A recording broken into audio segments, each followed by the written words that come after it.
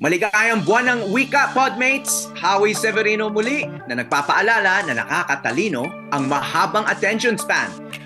Ang panuhin natin ngayon ay ang makata at manunulat, dating chair ng komisyon sa wikang Filipino at isang pambansang alagad ng sining, si kagalang-galang na national artist na si Virgilio Almario o Rio Alma. Maligayang buwan ng wika sa inyo, Chairman Rio Alma. Hello, maligayang buwan ng wika at kasaysayan. Salamat po para sa inyong yung panahon, no. Sir, aminin ko, no, medyo nahihiya ako ngayon dahil sa paggamit ko ng Taglish sa aking opening spiel, no, yung sinabi kong nakakatalino ang mahabang attention span, no. Pag nakakarinig kayo ng ganun, yung paggamit ng Taglish, no, kasi ang ganda ng Tagalog nyo, no, and then pag sumulat kayo, parang napaka-pure and wala masyadong kahalong ibang wika. No? Minsan may mga Taglish words din. Pero anong naging reaction nyo pag may yung ordinary conversation ngayon ng Pilipino na parang hybrid? May Tagalog, may Tagalog, may English, may mga coined words, may mga slang. Ano yung naging reaction nyo? Ah, wala naman, natural naman yun sa wika eh. Muunlad yung ating wika, malakas ang enkwentro sa English. Kaya natural na pagkakaroon ng maraming English words ang ating mga salitaan at usapang kolokyal. Pero kung sumusulat ka na, ayan, kakaroon ka ng pagkakataon na gamitin mo yung sarili mong style o kung ano man yung gusto mong mangyari sa iyong lingwahe. Yung nga Pilipino ngayon, hindi na yung Pilipino ng mga Tagalog sa Maynila. Pag pumunta ka sa ibang lugar, yung Pilipino Davao, Pilipino Ilocano, Pilipino Batanes, iba sa Pilipino Maynila. May halo ng kanilang wika. Kaya sa Davao, bawa, sabihin niya, uminom ka na ba ng Cokes? Di ba? May esyo ka na ng Cokes. Na hindi Pero mo kayo mismo, Chairman, no, taga Bulacan kayo, no? Parang yan ang isa sa mga masasabi nating home ground ng Tagalog, no? Hindi ba kayo natatakot para sa kalagayan ng ating wika o yung wikang Tagalog o wikang Filipino dahil nga parang yun nga nahahaluan na ng Taglish. Wala namang rules ang Taglish, di ba? ga- Uh, are you worried ba kayo sa para sa ating wika? Sabi ko nga sa'yo, hindi ako natatakot sa ganyan eh. Noong panahon ng Kastila, ganyan din ang nangyari. Yung mga Ladino natin ay maghalo-halo yung mga Kastila at saka Tagalog na o Cebuano na salita sa kanilang pagsusulat, kahit sa kanilang pagsusulat. Pero bahagi yun ng kolonyalismo eh, para sa akin. At tayo ay nasa ilalim pa ng kolonyalismo Amerikano, kaya napakalakas ng Ingles sa ating buhay. Marami nga ngayon dito sa Maynila nagsasabi ng first language nila English eh. hindi Tama. Filipino. Oh, at At at yun na nahihirapan yung mga anak nila ngayon sa Pilipino. At sir, madalas mong marinig nga sa ibang tao, mga civic leaders, political leaders na bakit pa kailangan halimbawa mag-mother tongue, bakit kailangan pang magturo sa Filipino when ang medium ng communication sa buong mundo ngayon English, no? So ano ba 'yan? Zero sum game. Ibig sabihin kung magtuturo o magsasalita o gagamit ka ng Filipino ay hihina ka naman sa Ingles? Is there a trade-off there? Wala naman. Ang tao ay may kakayahang magkaroon ng tatlong wika at least sa kanyang pagsasalita. Sa Europe, karaniwan yan eh. Dahil sanay sila sa pagiging multilingual. Nangyayari lang dito sa atin, sinasanay tayo maging monolingual. Which is very bad. Uh, dahil may kanya-kanyang gamit ang mga wika. Ang ating wikang Filipino, ang pinakagamit niyan ay para sa atin talaga. Yan ang ating bridge dahil multilingual ang Pilipinas. kailangan natin ng isang katutubong wika na bridge natin o tulay para magkaintindihan tayo na hindi gagamit ng wika ng dayuhan. Mantala, meron naman mga tinatawag natin international language. Kahit ang Chinese considered as international language. Ang Korean ngayon, malakas ang pagnanais ng ating mga kababayan na mag-aral ng Korean. Japanese noon, hanggang ngayon. So, yung mga bagay na yun, kayang pag-aralan ng isang tao mula sa kanyang pagkabata. Yun scientific yun, na natural sa isang tao na magkaroon ng 3 wika o mahigit pa kung mahusay ang kanyang upbringing at ang kanyang environment conducive for learning more languages. Pero, yun nga, may kanya-kanyang gamit ang wika at nung panahon ng ating first constitution sa anlalim ng mga Amerikano, yung Constitution of 1935, diyan unang pinag-usapan kung mainam ba na tayo ay magkaroon ng wikang Ingles dahil noon ay ang ating paaralan ay English na, monolingual ng edukasyon. O kaya magkaroon tayo ng isang wika na katutubo sa atin. At nagpa-survey sila, lumitaw na mas gusto ng mga tao o mas beneficial para sa mga tao isang wika na batay sa isang wikang katutubo at hindi Ingles. Yun lang ang dahilan kung bakit tayo ay namumuhay ngayon na naghihirap mag-develop ng ating pambansang wika.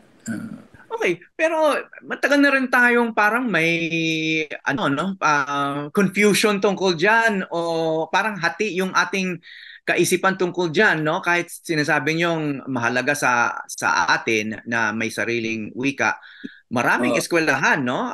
Even in modern times na parang ipinagbabawal yung Filipino language, no? Sa eskwelahan, gusto nila English, and pinagmamalaki pa ng ibang schools na only English spoken here, no? Bakit naging ganon?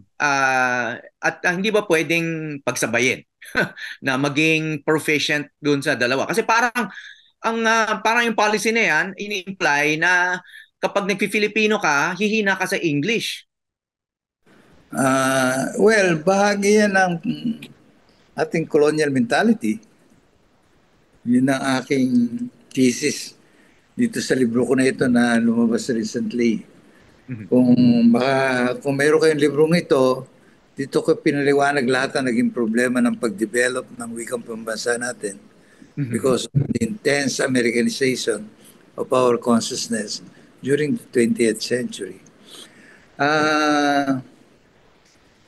Yung mga reklamo ng panahon ni Quezon tungkol sa wikang pambansa, nirereklamo pa rin ng mga tao na naniniwala na English ang kailangan. Ibig lang sabihin, hindi pa ganap na naniniwala ang lahat ng mayaman. Mayaman actually yun Mayaman sa dahilan kung bakit kailangan natin ng isang wikang pambansa. Kung yan ay masusolusyonan ng ating gobyerno, mainam. Noong araw, kaya nagkaroon ng bilingual policy, para matugunan nga yung pangailangan na maging proficient ang mga eskwela natin sa English at sa wikang pambansa. Pero ang problema dyan ay hindi naman yung mahirap ang English o mahirap ang Pilipino. Kundi ang problema dyan ay failure in education. Yung ating language education in the Philippines, napaka-pangit. Napaka-Jurassic. kaya hindi umunlad ang ating pagtuturo ng languages. Kaya nagkaroon ng ganun ding desire yung mga tao o kaya nagkaroon ng ganung idea. Pagka nag-aaral ka ng Pilipino, hihina ka sa English. Pag nag-aaral ka ng English, hihina ka naman sa Pilipino. Yun Ano sir yung tingin nyo sa mother tongue policy sa mga eskwelahan? Yung pagtuturo in the mother tongues of the different regions of the Yun students? ay isang solusyon na naisip nila Secretary Luistro. At ako ay naniniwala din doon. Kaya kailangan mayroong parang, ano bang tawag doon? Tawag pa ni Kundo ni pasalubong ni Secretary Luistro noon. Ibig sabihin, pagpunta ng bata sa eskwelahan, kailangan salubungin siya sa wika yung alam niya para hindi siya matakot sa eskwelahan. Kaya kailangan niya ang native tongue ng mga teacher para masalubong yung mga bata sa kanilang wika na alam niya at mas maging maginhawa ang palagay niya habang nasa eskwelahan. Yun ang pinakapangunahing dahilan kung bakit nagkaroon ng ganong policy. Pero bahagi din yan ng ating konstitusyon. Nakalagay naman sa ating konstitusyon na kahit tayo ay mayroong isang pambansang wika, kailangan alagaan natin ang lahat ng wika ng Pilipinas. At yun ay United Nations policy din. Dahil maraming wika sa mundo ngayon namamatay. We have something like 2,000 plus languages ng araw. Pero isa-isang namamatay yung mga iyon dahil kinakain ng global languages So dito sa Pilipinas, nangyayari din yun. Kaya yung 180 na sinasabi noong araw na languages of the Philippines, baka kulang na ngayon ng 100, baka 160 na lang. Dahil nawawala na ibang languages. At yung ibang mga, kahit marunong na nung kanilang native tongue ng mga tao, hindi na nila ginagamit. Na-enkwentro ko yan sa mga pag-ikot-ikot ko sa mga lumad sa Pilipinas. Nakita ko halimbawa yung mga Aita.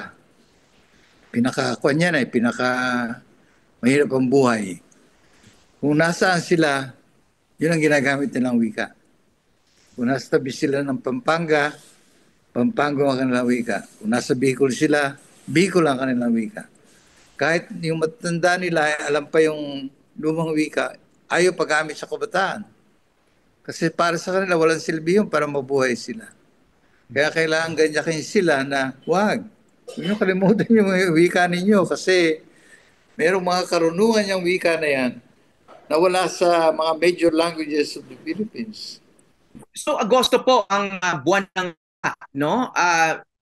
So pag ang sinasabi nyo, pag sinabing wika sa konteksto ng buwan ng wika, lahat ng wika ng Pilipino yan, hindi lang yung pambansang wika. Ngayon yun ang ating ginagawa. Nung araw kasi, wikang pambansa lang ang sinasabi Ngayon basta wika na Pilipinas. Bakit kailangan pa ng buwan ang isang wika? Shouldn't it be like a year-round thing? I mean, parang ang lumalabas ulit talagang threatened yung ating wika dahil kailangan pa tayong magbukod ng isang buwan para sa kanya. Totoo yun. Threatened. Hanggang ngayon ang wika natin. Kahit sabihin natin na ito ay, halimbawa ang Filipino, lingua franca na talaga yan 99% of our people pwedeng makaintindi na ng Filipino. Pero, oras na mapabayaan natin yan, mamatay yan. Yun ang problema natin. Dahil yung ating mga leader, ating mga politiko, yung ating mayayaman, mas gusto nila yung global language kaysa isang national language. Para sa kanila, mas may silbi yun para sa kanila Hindi para sa bayan yun para sa kanila yun.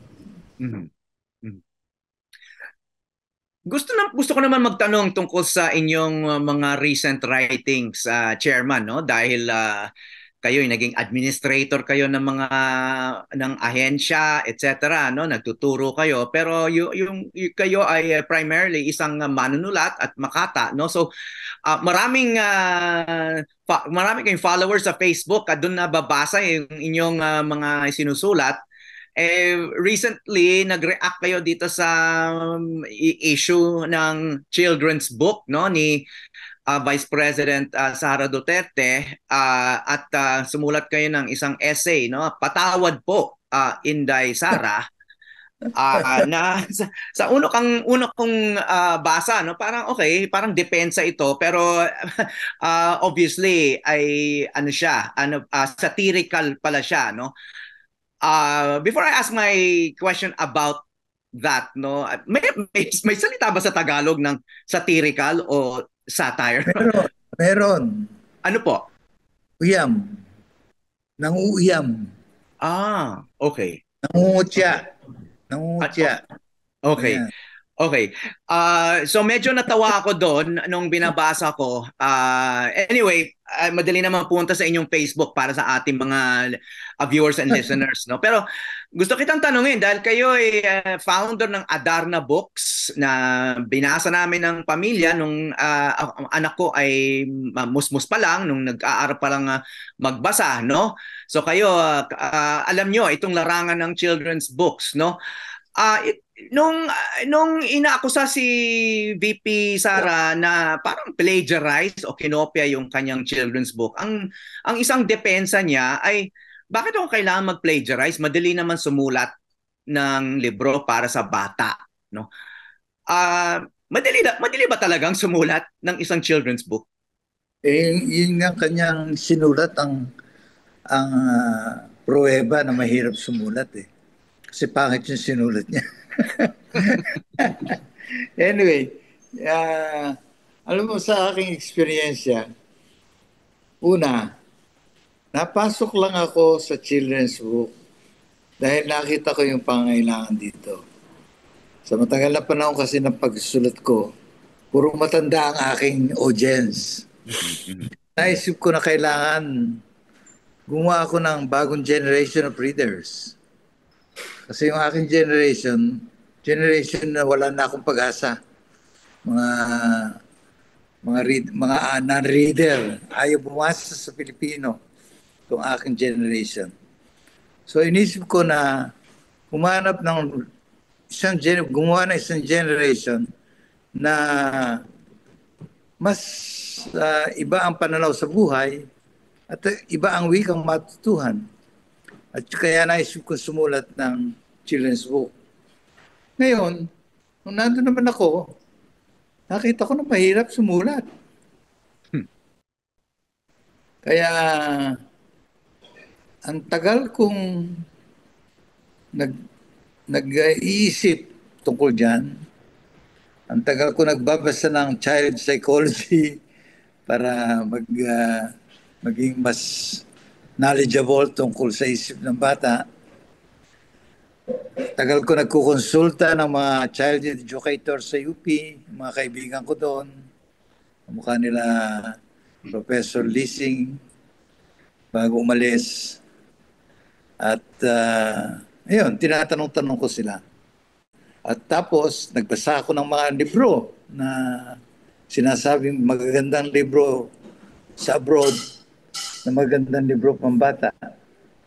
Sa pamagitan ng aking self-study na yon, palagay ko nakagawa ako ng sarili kong paraan para magsimula ng children's book.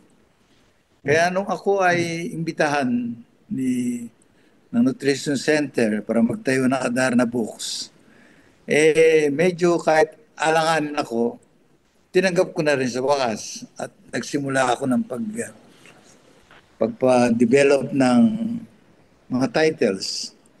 Alam niyo, nag-umpisa ako sa workshop. Sa workshop na ito, pumili ako ng 25 teachers at mga comics writers na may palagay sa kanilang sarili na sila ay mahusay na writer at pwede silang children's book writer. Dinala ko sila sa Kaliraya. Sa linggo kami nagkulong doon, nag-usap. Nagpakita sila ng kanilang magawa. Nagdiskusyon, nagkritik. Sa 25, isa lang ang pumasa. Si Rene Villanueva. The late, great Rene Villanueva. Oo. Dalawang sa 25. Ibig sabihin, yung mga teacher nagsasabing sila magaling na teacher at magaling din silang sumulat ng children's book, hindi nakapasa. Hindi mga comics writer na sabi nila, alam nila ang popular pulse at alam nila kung paano sakyan ang pagsusulat para sa bata, hindi rin nakapasa. Medyo yung iba, medyo okay, pero talagang nahirapan silang lahat. Tapos sabi nila, mahirap pala talaga sumulat ng children's book. Lalo na nang dumating si, ano ba ang pangalan nito? Meron tayong isang children's book writer sa US na ang galing-galing niya. Tapos, nagkataon, nagbakasyon dito. Kinumbit ako magbigay ng workshop sa mga writers sa mga artists kasi artist din siya. Nung pakita niya yung kanyang mga gawa, kung paano niya ginagawa yon, lalong natakot yung mga tao na magsulat ng children's book. Kaya nung umpisa, talagang halos ako lang ang sumusulat sa si Rene Villanueva ng children's book. Buti ngayon, sa dami ng mga workshop, marami na rin na natututo at dumadami ang ating writers ng children's book. Chairman, balikan natin tong si Yumaong Rene Villanueva, no? Bigla akong naalala. Siya ba yung sumulat ng children's book na Barumbadong Bus? Oo, siya. Okay, thank you for remembering that dahil isa yan sa mga paboritong libro ng anak ko nung siya ay nag-aaral pa lang magbasa, no? Paulit-ulit naming binasa sa kanya kasi bago pa siya natutong magbasa, we were reading aloud, no? Siyempre, recommended din yan ng mga guro, no? Bago pa matutong magbasa yung mga bata, kailangan nasasanay silang naririnig yung mga libro, no? So, maraming salamat po doon sa librong yon at maraming salamat din kay Rene Villanueva, no? Magaling si Rene. Ngayon po, Chairman, no, sa kabila ng efforts ninyo, yung mga dinescribe nyo, no, yung inyong effort diyan sa children's book writing and publishing, no, at sa kabila ng effort din ng iba, ng mga manunulat, mga ibang publisher, etc., no, may mga pagsusuri kamakailan na malalim yung ating learning poverty, no, learning crisis. In particular, mababa ang ating reading comprehension, no? Isa sa mga pagsusuri ay yung ginawa ng World Bank study, kinumpare nila, no, yung level ng reading comprehension ng iba't ibang bansa sa East Asia. Isa tayo sa pinakamababa, no? 91% or 9 out of 10 na mga grade 4 at grade 5 ay hindi raw nakakabasa at nakakaintindi ng mga simple at age appropriate na paragraph, no? Ibig sabihin, literate sila pag sinasabi mong marunong sila magsulat ng pangalan o ng mga basic messages, no? Pero yung sinasabing age appropriate, kunyari, pag grade 5 sila, nakakabasa sila ng pang grade 5 na libro o kahit paragraph, no? 9 out of 10 daw hindi nakakabasa. Kung ikukumpara mo yan sa mga ibang bansa sa East Asia, ay halimbawa yung mga maunlad na bansa, South Korea, halimbawa, mga 5% lang ang may learning poverty na ganon. Pero masasabi nating mayaman naman ang Korea, Japan, Singapore, kaya mataas sila. Pero yung halimbawa, yung Vietnam na kapwa ASEAN member at hindi naman ganong kayaman pa, ay 18%. Yung 18% lang, 1/8, no? Yung kanilang learning poverty, yung nasabi kong reading comprehension level kanina, no? Habang tayo ay 91%, no? At saan tayo nagkulang, Chairman? Edukasyon. Edukasyon ang ating pagkukulang. Eskwelahan at saka tahanan. Yan dalawa yan ang unang educational factors natin eh. May problema natin yung mga tahanan, yung mga magulang ngayon, hindi man lang nakakausap yung kanilang mga anak na eh. Lalo na ngayon, panong to. Halos trabaho na lang ginagawa nila, naghahanap ng makakain. Kaya yung mga bata hindi na na-expose sa istorya at pagmamahal ng kanilang mga magulang. Pagdating naman sa eskwelahan, Yung ating mga guro madalas hindi naman nakahanda eh. Kulang din nakahandaan. Akala nila kailangan lang matuto sila sa pamagitan ng ating technology, karoon ng laptop. Hindi nila alam yung guro ay isang importanteng tao doon sa silid-aralan at siyang kailangan gumabay din sa mga bata. Kung yung guro ay kulang sa disiplina ng pag-aaral, hindi nagbabasa, paano makakapagbigay siya ng magandang leksyon para sa mga bata? Yun ang problema natin. Yeah, Yun ang Chairman. failure ng ating education. It wasn't always like this, Chairman, ano? Kasi nakilala tayo in the past as having a high standard ng education. In fact, kilala tayo na nagpaaral, no? O dito nag-aral ang mga nasa neighboring countries natin, di ba? Kaya may mga nag-aral ng agrikultura na taga Thailand sa UP Los Baños, etc., no? So ang laki ng pinagbago. But gusto kong tanungin kayo dahil isa kayong highly educated, kilalang manunulat. Kumusta naman ang kabataan nyo? I mean, was it that different na kayo'y naging national artist sa larangan ng literatura at kayo'y kilalang makata, etc. I mean, yung inyong edukasyon ba, yung inyong upbringing, replicable ba sa mga kabataan ngayon? What was your childhood like, Hindi Chairman? nga, yung aking childhood kasi meron lang mga aspects na maganda nakatulong sa akin. Pero kung tutusin, yung aking mga malaking bahagi na aking experience, yun din yung experience ng mga tao sa baryo na walang nakukuha ang kaalaman na bago. Wala kaming library. Ang tanging library namin noon, yung mobile library ng USIS.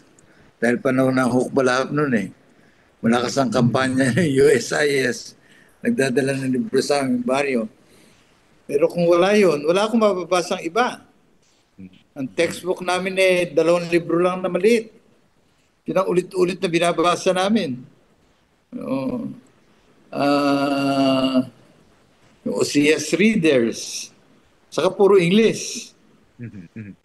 So nabanggit niyo yung library, Chairman, ano?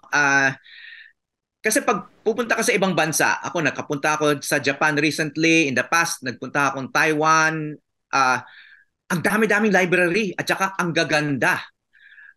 May mga sariling building, multi-story, ang luwag-luwag, ang daming libro, magazine, pwede ka mag-surf ng internet, ng libre, etc. etc.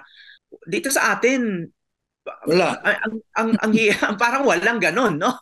O bihirang ganon. O kung may ganon man, ay madalas private, no? Nasa universities o nasa isang foundation, no? Na mahigpit ang seguridad, etc., no? Yun ba yung isang kakulangan natin? Makakatulong ba kung may talagang seryosohin natin yung pagtatag ng mga library at i-maintain ng mga ito? Totoo yun. In fact, may 2 tayong batas na tungkol dyan eh.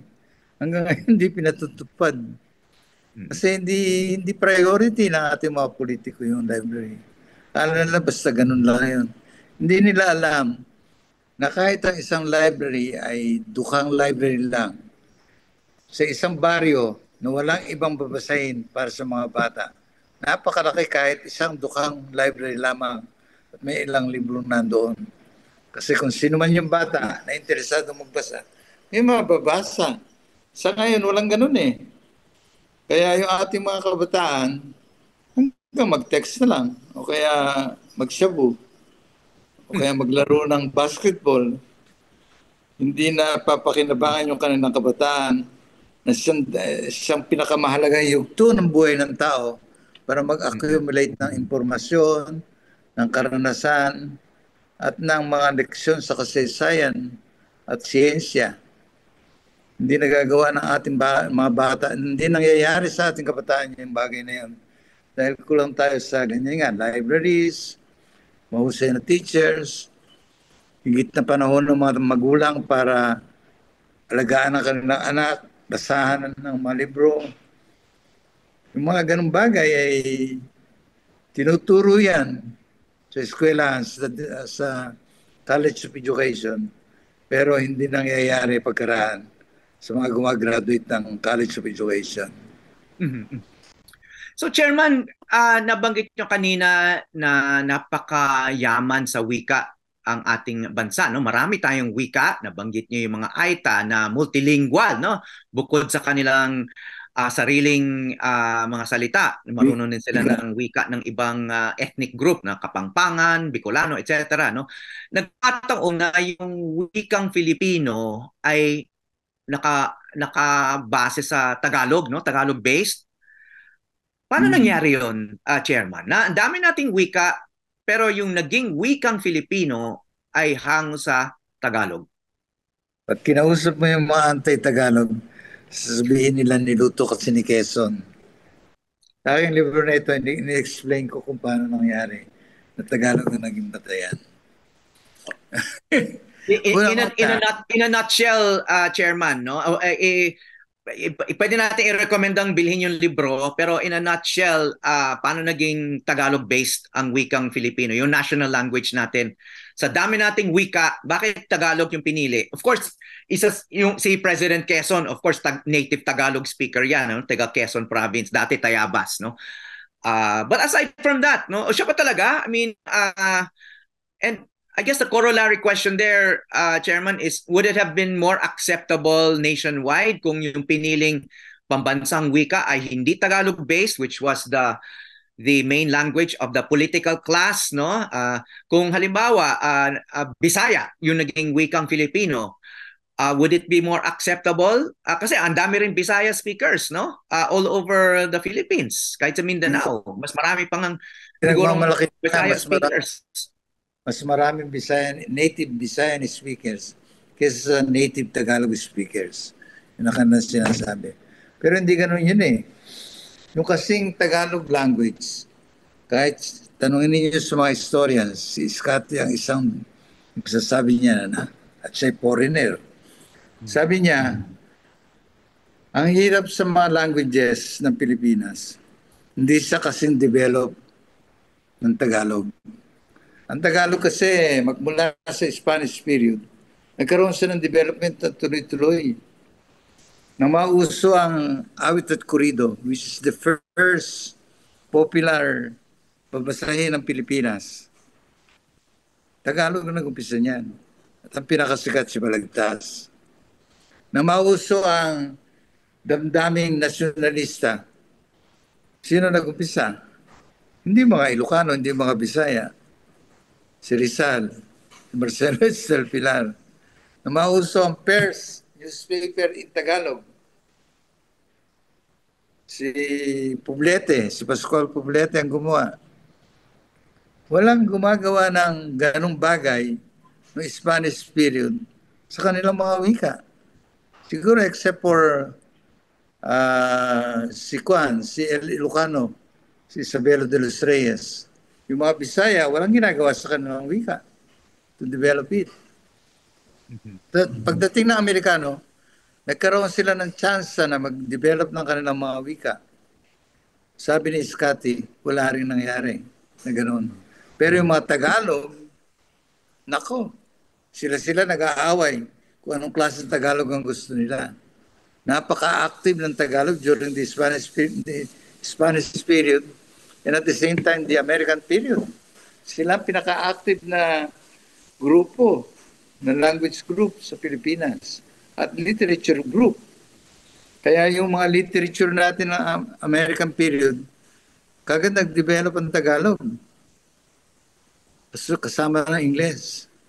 Kahit naroon yung Ingles, kahit walang government funding ang Tagalog, ang daming nobela lumabas, ang daming mga makabayan na mandudulan na lumitaw, daming poets na naging parang star. Si Jose Corazon de Jesus, halimbawa, parang siya superstar nung araw, Balagtasan . So parang yung lahat ng cultural paths na nangyayari, develop ng mga Tagalog. Kaya sabi ni Scotty, Hindi naman dahil yan niluto kundi talagang dahil sa pangyayari yan at dahil sa pangyayari din na ang Tagalog area ang sentro ng gobyerno magmula pa ng panahon ng Espanyol, talaga yung Tagalog ang magiging batayan ng wikang pambansa. Chairman, paalala ko lang sa mga nakikinig, no? Itong tinutukoy niyo na Scotty ay si William Henry Scott, no? Isang Amerikanong historiador na matagal tumira sa Pilipinas at naging scholar yan ng kultura natin, kasaysayan at mga wikang Pilipino. Pero may tanong naman ako sa inyo, Chairman, dahil kayo'y eksperto sa ating wika. No? Meron ba kayong pet peeve na mga Filipino grammatical rules na laging nilalabag na pag narinig nyo o nakikita nyo sa pagsusulat o sa halimbawa ginagamit sa telebisyon o sa pelikula na gusto nyo sanang ituwid o may mga ganun ba kayong kinaiinisan mga pet peeve pagdating sa sa paggamit ng wikang Filipino? Marami. Lalo na sa ating mga broadcasters. Okay. May example kayo? Kasi yung mga variants na ginagamit nila, hindi standard. Kasi nasa panahon na ngayon ng pasulat ang kailangan natin gawin na. Hindi na pabigkas, pasulat. At yung pasulat, ang kailangan yun na standard. Kahit sa English, nagdaan sa ganung panahon. At ito yung panahon natin na transition from oral to written language. Kaya yung Pilipino ngayon naghihirap. Kasi nasanay tayo ng libre lahat. Pero kung pasulat, kailangan standard at yun ang kampanya ko. Ang unang problema natin, merong mga nagsusulat o gumagamit ang wika natin na mahilig mag-Espanyol, pero hindi naman marunong na Espanyol. Kaya lumilikas sila ng mga variants na hindi maayos. Kaya tinatawag ko Shokoy. Halimbawa, aspeto. Aspekto yun Yes. Yung mga ganun. Kasi sa amin sa television, no, yung iba ayaw gamitin yung salitang pero, gusto ngunit, no? Kasi yung pero Kastila din yun, no? Espanyol. Pero yung ngunit talagang Tagalog. Hindi ko naman yung ganun kasi choice yun Okay, stylistic na lang. Stylistic lang yun Hindi naman mahalaga sa akin yun. Pwedeng pero yan, pwedeng ngunit. Subalit, dapat. Ako, ginagamit ko nga paminsan-minsan yung dapat Pagka mabigat yung argumento ko, kinakailangan kong gamitan ng mabigat din na salita. Kaya sa halip na pero, ginagawa kong dadapot. Another example, Chairman, no? Kanina pinag-uusapan namin sa team, no? Bago nag-umpisa yung interview, no? Yung komisyon ng wikang Filipino o komisyon sa wikang Filipino, no? So hinanap sa website sa yung ginagamit, no? Bakit sa imbis na ng wikang Filipino? Ibig sabihin lang noon, yung komisyon ay para sa pag-develop ng wikang Pilipino. Para sa hindi nang. Pag sinabi mo nang yun lang ang gawain niya. Para sa maraming collateral na trabaho na dapat siyang gawin. Unang-una magsaliksik, mag-develop din ng ibang mga wika, kunin yung grammar at saka vocabulary ng mga wika na may sasama sa wikang pambansa. Hindi nagagawa yan Kasi kulang ng pera. Napupunta yung ating pera sa confidential fund. Oo. Chairman, no, bago tayo magtapos, gusto kitang tanungin tungkol sa mga sinulat yung tula noong kauumpisa pa lang ng pandemya, no? Nag-lockdown tayo, hindi tayo makalabas ng bahay, ay pinili niyong sumulat, no, ng tula. I think araw-araw meron kayong bago, no? At least for the first month, no, meron kayong sinulat na mga tula tungkol sa ating karanasan, particularly sa inyo, no, yung inyong karanasan, no. Bakit mahalagang sumulat at magbasa ng mga tula noong panahong yon? Nalulungkot ang mga tao eh. Nasisindak, walang ginagawa, nakakulong sa bahay, nanonood lang ng TV o kaya nagla-laptop, nagte-text. Kaya naisip kong gamitin yung Facebook at doon ako magsulat, ano? Para aliwin sila. Noong umpisa, ay iniisip ko lang maaliw sila sa pamagitan ng tula. Maging conscious sila na ang tula, nagbibigay din ng joy sa buhay. At pwede nilang pag-aralan yung tula ng walang gastos. Di ba? Walang gastos. So, ang ginawa ko, araw-araw talaga yun. Hindi lang 100 araw yun. Talagang halos yung buong, ano ba tawag doon, quarantine eh. Araw-araw tumutula ako. Kuminsan pa nga, tatlo yung tinutula ko eh. Sa loob na isang araw.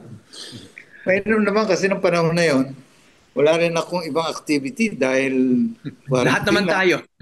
Oo. Hindi, bukod sa nawala ako sa trabaho talaga. Tinanggal ako sa SCA at tinanggal din ako sa Komisyon sa Wikang Pilipinas ni Duterte. Kaya talagang wala akong hanap buhay ng panahon na yun. Kaya naisip ko lang na sa rin lang yung mga tao ginagamit yung TikTok sa kalukuhan, may bigyan ko sila ng isang halimbawa kung paano ito makakatulong at magiging kapakinabangan sa kanilang buhay. Yun. At at sinishare nyo yung inyong mga tula nung mga panahon na yon, at least yung mga nabasa namin sa inyong Facebook page, no? At isa sa mga pinost nyo ay sabi nyo rito ay hinango mula sa alaala ni Pasyente 2828, no? Ako po si Pasyente 2828 at gumawa ako ng dokumentaryo tungkol sa aking naging karanasan bilang isa sa mga unang COVID patient. Na ospital ako na medyo matagal at wala pang gamot para sa COVID noon. Siyempre talagang sobrang nakakatakot yung COVID noon, no? Kaya ako'y wala yata akong pagkakataon noon na magpasalamat sa inyo na naka-inspire yung kaso ko ng inyong pagkamakata, no? Pero gusto ko lang basahin, no, ang isang excerpt mula doon sa inyong tula. Ang pamagat ay Kamatayan ka lamang, hinango mula sa alaala ni Pasyente 2828. COVID-19 need not be a death sentence. Mapait kang katotohanan, napakapait. Lalo ngayon, para kang tangit, panauhing, pandangal sa pandaigdigang kapayapaan. Dumadalaw sa mga lugmok na pasilyo, mga silid ng mahabang karayom ng kirot, mga inutil na heringgilya, mga binolang bulak at tigmak sa alkohol na buntong hininga. Gayon ka, walang hudyat. Pitik ng kampanilya, bulong ng simoy, kilapsaw ng gagambang gumagapang sa tubigan, saka katahimikang ganap at walang hanggan. Kamatayan ka lamang, nakatitigatig tulad ng buhay. Rio Alma, April 12, taong 2020. Salamat. Maraming salamat po sa inyong tula na yon. At maraming salamat po sa inyong pagserbisyo sa bayan at sa lahat ng isinulat nyo para sa kabataan, kasama na yung anak ko, at para sa lahat ng mga Pilipino. Maraming salamat. Virgilio Almario, National Artist. Mabuhay po kayo. Salamat sa inyong lahat. Hi, I'm Howie Severino. Check out the Howie Severino podcast. New episodes will stream every Thursday. Listen for free on Spotify, Apple Podcasts, Google Podcasts, and other platforms.